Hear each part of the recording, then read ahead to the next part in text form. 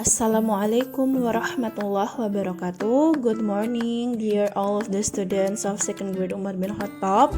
Ana Naomi, hari ini kita melanjutkan kembali pembelajaran tematiknya ya. Nah, kemarin kita sudah selesai untuk membahas mengenai percakapan di pembelajaran 3 halaman 20 sampai dengan 21. Sekarang kita akan masuk ke halaman 23. Nah, ini sebenarnya pelajaran maths, tapi nggak apa-apa kita bahas sedikit mengenai jarum jam. Nah, Naomi pasti sudah tahu kalau misalnya jarum jam itu ada yang jarum jam yang pendek, ada jarum jam yang panjang. Nah, jarum jam yang pendek itu menunjukkan bahwa itu pukulnya jam berapa? Jam 7, berarti jarum pendeknya ke angka 7. Kalau jam 7 pas, berarti jarum panjangnya ke angka 12. Nah, kita kan masih belajar pukul 7 tepat, misalnya 7.00, 8.00, 9.00. Sudah pasti jarum panjangnya itu berada di angka 12. Nah, yang berbeda itu ada di jarum pendeknya. Jarum pendeknya itu tergantung pukul berapa sekarang. Bisa jadi pukul 4, berarti pukul 4.00 berarti jarum panjangnya ke angka 12, sedangkan jarum pendeknya ke angka 4. Nah, berkaitan dengan percakapan yang sebelumnya udah kita bahas mengenai Sofia dan Salman yang pergi bermain, berpamitan kepada ibu, lalu mereka perginya pada pukul 4 setelah sholat asar, lalu ibu bilang nanti pulangnya pukul 5 ya. Nah, kita lihat di halaman 23. Salman pergi bermain pukul 04.00. Jarum pendek jam menunjuk angka, benar sekali, angka 4. Berarti Naomi gambarkan di jam yang ada di sebelahnya lebih pendek ke angka 4. Jarum yang lebih pendek ke angka 4. Jarum panjang jam menunjuk angka 12. Nah, ke angka 12 ini lebih panjang ya. Jadi jarum pendeknya ke angka 4, sedangkan jarum panjangnya ke angka 12. Lalu di soal berikutnya, Salman harus pulang bermain pukul 05.00. Berarti kalau 05.00 jarum pendek jam menunjuk angka, benar sekali, ke angka 5. Jarum panjang jam menunjuk angka 12. So easy.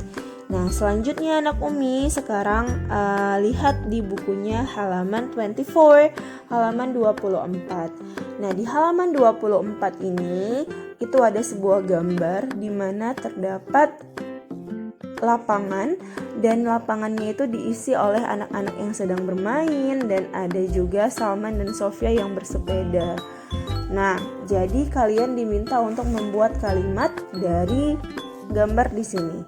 Nah, kalau Umi boleh bantu untuk memberikan insight, memberikan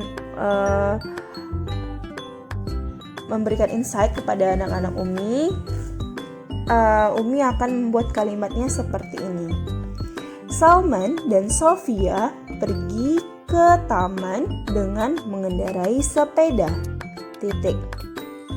Kalimat kedua, mereka hendak bermain dengan teman-temannya di sana. Titik. Kalimat ketiga, anak-anak ada yang bermain bola dan ada juga yang bermain lompat tali di taman. Titik. Kalimat yang keempat, mereka bermain bersama tanpa melihat suku, warna kulit, dan kesukaan. Titik. Nah, kalau anak-anak Umi bagaimana membuat kalimatnya? Terserah, Umi bisa buat langit sangat cerah, terlihat biru di langit. Nah, anak-anak bermain dengan ceria. Terserah anak Umi boleh melakukan yang namanya karangan. Jadi bisa membuat karangan sesuai dengan yang anak Umi lihat di gambar. Terus nggak perlu pakai bahasa yang terlalu kaku seperti yang Umi buat. Bukan kaku, maksudnya ya pakai bahasa anak Umi sendiri. Tapi kalau merasa kesulitan, boleh sedikit-sedikit agak di copy paste yang Umi buat, tapi agak diubah-ubah. Misalnya Salman dan Sofia pergi ke taman, misalnya ganti namanya. Terus kalimat yang kedua, misalnya mereka hendak bermain dengan teman-temannya di sana. Kalian bisa buat mereka akan bermain di lapangan misalnya. Jadi agak diubah walaupun maksudnya sama, ya nak? Oke. Selanjutnya anak Umi kita lihat ke halaman 25. Nah di halaman 25 ini yang di bagian ayo aplikasikan menulis kembali cerita. Jadi ada kan kotak yang berwarna kuning. Di situ ada kalimat-kalimat tapi kalimatnya itu belum diberikan huruf kapital. Nah sekarang tugas anak-anak Umi menyalin kembali yang ada di di kotak warna kuning ini, disalin ke bawah, ya kan? Nah, disalin ke bawah. Di situ belum ada tanda titiknya juga, belum ada huruf kapitalnya. Jadi misalnya gini, Salman ingin bermain di lapangan. Itu udah pasti tanda titik di akhirnya. Berarti S-nya dikasih huruf kapital, terus di lapangan dikasih huruf titik. Udah, lalu masuk dia Salman meminta izin kepada ibu. Itu juga langsung titik, ya kan? Salman meminta izin kepada ibu, titik. Selanjutnya di mana huruf kapitalnya anak Umi cari sendiri. Pasti di nama orang, nama kota, nama bulan itu pakai huruf kapital. Nah selanjutnya Salman, Jono, Tigor, dan Felix bermain bola. Itu juga titik ya kan. Nah nama orang harus menggunakan huruf kapital. Kurang satu ya ini kayaknya. Nah kalau yang satu lagi yang mereka bermain dengan gembira itu tulis di bagian bawahnya aja ya, agak diselip-selipin. Mereka bermain dengan gembira. Jangan lupa huruf kapital di awal kalimat dan tanda titik yang sudah Umi tandai sebelumnya. Oke, nah selanjutnya kita masuk ke halaman 26. Nah menggambar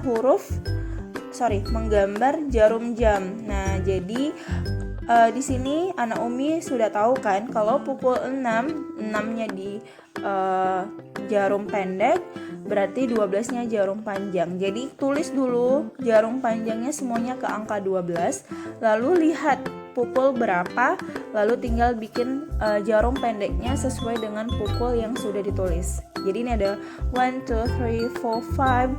There are 5 clocks. Jadi anak Umi lihat masing-masing waktunya jam berapa dan tinggal digambar jarum pendeknya.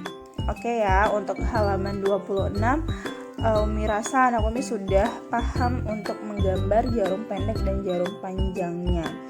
Selanjutnya di halaman 27, halaman 27 kita belajar lagi tentang daily activity yang kita lakukan sehari-hari. Nah jadi anak Umi ingat kembali apa sih kegiatan satu harian yang anak Umi lakukan. Di sini dikasihnya contoh bermain bersama teman. Misalnya kayak si Salman tadi sama si Sofia, mereka bermain itu pukul 4, berarti tinggal digambarkan aja jarum pendeknya di angka 4 dan jarum panjangnya di angka 12. Bagaimana dengan anak-anak Umi? Lalu apalagi misalnya ada yang les tahfiz, les English. Nah itu juga kalian bisa buat pukul berapa dan gambarkan jarum pendek dan jarum panjangnya di jam yang tersedia di sampingnya ya nak. Itu untuk halaman 27. Jadi 26 sama 27 itu sama-sama gambarin jarum panjang dan jarum pendeknya. Bedanya yang 26 itu udah ada soalnya, tinggal kamu tulis aja jarum pendeknya, jarum panjangnya ke angka berapa. Sedangkan di halaman 27 kamu sendiri. Ini kegiatan kamu yang ceritain di sini, tinggal tulis aja apa kegiatannya dan pukul berapa kamu melakukan kegiatan tersebut. Nah, selanjutnya kita masuk ke halaman 28. Nah, di halaman 28 ini ada corner ukhrawi. Jadi ada pojok ukhrawi, dimana Umi rasa ini penting juga untuk Umi jelasin bahwa Allah Subhanahu wa Ta'ala menciptakan manusia dengan keberagaman bentuk fisik dan suku bangsa. Dengan keberagaman tersebut kita dapat tetap bersatu, hidup berdampingan dan rukun. Jadi Allah berfirman dalam Quran surah Al-Hujurat ayat 13, "Wahai manusia, sungguh kami telah menciptakan kamu dari seorang laki-laki dan seorang perempuan. Kemudian kami jadikan kamu berbangsa-bangsa dan bersuku-suku agar kamu saling mengenal. Sungguh yang paling mulia di antara kamu di sisi Allah ialah orang yang paling bertakwa. Sungguh Allah Maha mengetahui, Maha teliti." Jadi ingat bahwa di sisi Allah itu yang ada di sisi Allah itu adalah orang-orang yang bertakwa, bukan orang yang berkulit putih, bukan orang yang hanya orang Arab misalnya, enggak. Jadi kita semua memiliki kemungkinan untuk bertakwa di sisi Allah Subhanahu wa Ta'ala. Jadi tidak perlu kita mendiskriminasikan orang lain, nggak perlu merasa kita lebih baik daripada orang lain, dan nggak perlu kita merasa rendah daripada orang lain. Hidup biasa-biasa aja, saling menghormati, saling menghargai, dan saling mencintai sesama muslim. Nah, jadi itulah cara supaya kita bisa bisa menjadi golongan orang yang bertakwa di sisi Allah.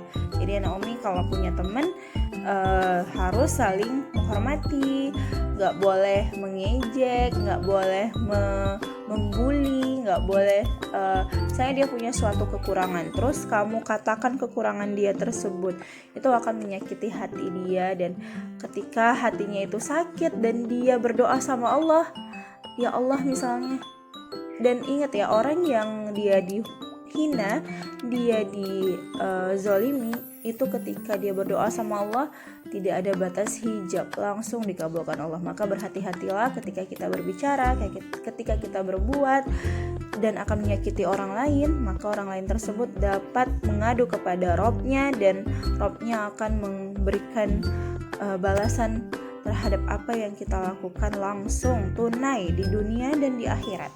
Jadi berhati-hatilah terhadap perilaku dan perbuatan kita. Oke, selanjutnya anak Umi lihat bukunya di halaman 29 sampai 30. Nah, jadi di halaman 29 itu kita sudah bisa dapat baca bahwa keluarga Salman itu sedang makan malam bersama, pukul 7, terus mereka sangat bahagia ketika berkumpul, senang sekali bisa makan malam bersama. Terus ada tugas-tugas yang mereka lakukan setelah makan malam selesai. Ada yang merapikan meja, ada yang membawa piring gelas, dan ada yang membawa mencuci piring kotor gitu kan. Nah, jadi semuanya itu sudah bisa Naomi baca di halaman 29 dan kita akan bahas pertanyaannya di halaman 30. Nah, nomor 1 di halaman 30 itu, pukul berapa keluarga Salman makan malam? So easy. Keluarga Salman makan malam pukul 7. Jadi Naomi jawabnya seperti itu ya. Keluarga Salman makan malam pukul 7. Nomor 2, mengapa Salman senang sekali bisa makan malam bersama? Kita lihat, karena ia dapat berkumpul dengan semua anggota keluarga. Jadi ini sebelum puasa ya nak. Jadi kalau puasa kan kita namanya buka puasa ya, tapi kalau misalnya sebelum bulan puasa kita bilang makan malam. Jadi Salman tuh bahagia atau senang karena ia dapat berkumpul dengan semua anggota keluarga. Selanjutnya number 3, siapa yang membawa piring kotor? Nah, yang membawa piring kotor adalah Sofia. Atau Naomi bisa buat seperti ini, Sofia yang membawa piring kotor, titik. Jadi kita itu menjawabnya dengan mengulang kembali kalimat tanya yang ada. Jadi dia jawabannya itu kalimat yang lengkap. Nomor 4, apa pesan ayah kepada Sofia? Nah, pesan ayah Ayah berpesan kepada Sofia agar berhati-hati membawa piring dan gelas. Nah, itu dia. Apa pesan ibu kepada Salman? Nomor 5, ibu berpesan kepada Salman agar berhati-hati mencuci piring dan gelas kotor. Jadi tulisnya seperti itu dengan kalimat yang lengkap. Nah, selanjutnya Naomi, sekarang kita masuk ke halaman 34 until 35. Jadi di halaman 34 until 35 itu ada 3 pictures, ada 3 gambar di mana Naomi akan melihat sebuah kegiatan yang dilakukan oleh keluarga Salman dan memberikan kalimat tanya sesuai dengan gambar yang tersedia. Jadi di picture 1, di gambar yang pertama itu ada Salman dan ayah di ruang tamu. Salman sedang mengerjakan tugas sekolah. Nah, kira-kira pertanyaan apa yang bisa kita kita create untuk menggambarkan apa yang sedang mereka lakukan. Nah, misalnya, apa yang Salman lakukan di ruang keluarga?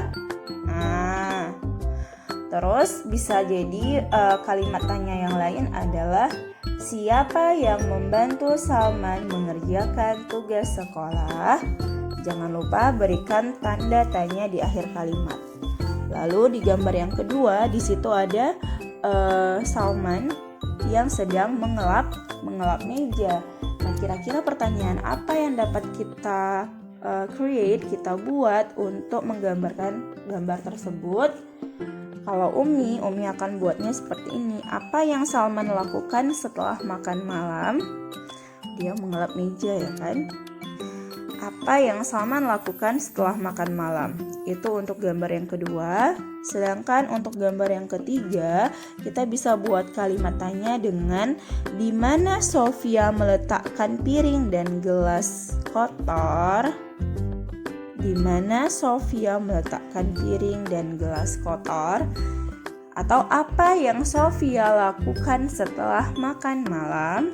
Seperti itu. Naomi boleh pilih yang mana saja boleh. Nah, selanjutnya kita masuk ke halaman 36, halaman 36. Nah, di halaman 36 ini Naomi diminta untuk membuat kalimat tanya sesuai dengan jawaban yang ada. Nah, nomor 1, keluarga Salman makan malam pukul 19.00. Nah, berarti kalimat tanyanya adalah kapan? Karena dia menjelaskan tentang jam, tentang waktu. Berarti yang kita tanya adalah kapan? Kapan keluarga Salman makan malam? Beri tanda tanya. Soal nomor 2, Salman sedang mencuci piring. Nah, ini adalah tentang kegiatan si Salman, maka kita bisa memberikan kalimat tanyanya, apa yang sedang Salman lakukan? Apa yang sedang Salman lakukan untuk nomor 2. Sekarang number 3, jawabannya adalah Salman belajar bersama ayah. Nah, berarti kita akan pakai siapa yang membantu Salman, atau gini, dengan siapa Salman belajar? Dengan siapa Salman belajar?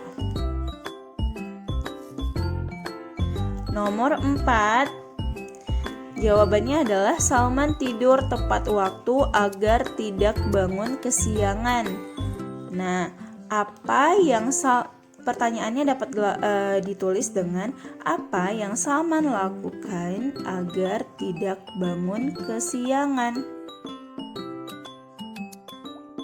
Atau mengapa Salman tidur tepat waktu? Nah, boleh ya.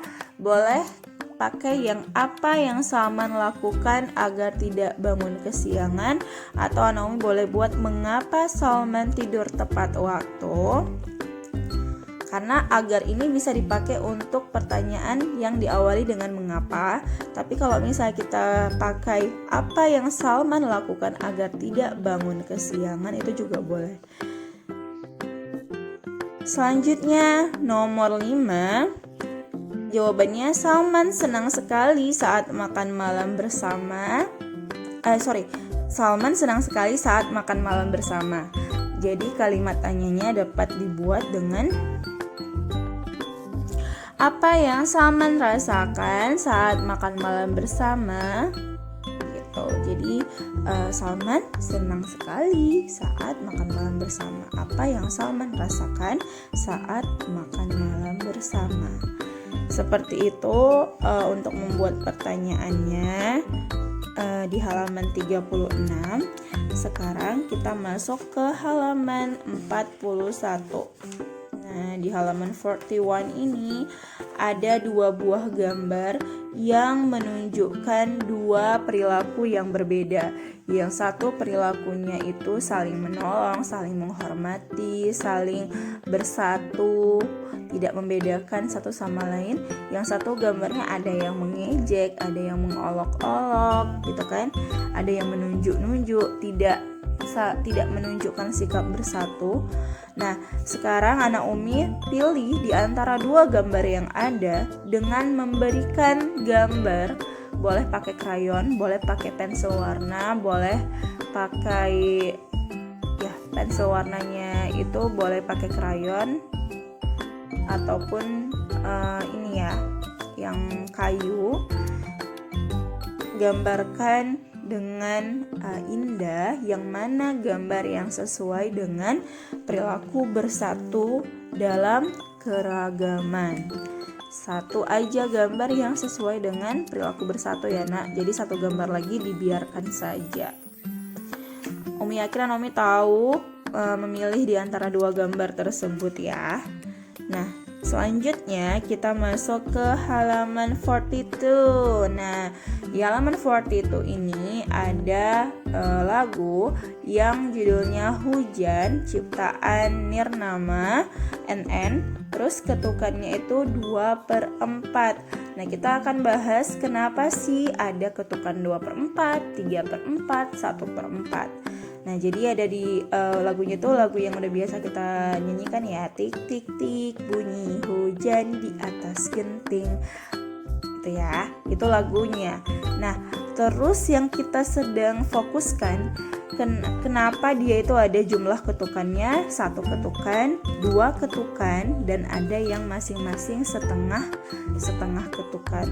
Lihat di halaman 42 di bagian bawahnya itu ada yang tulisannya jumlah ketukan.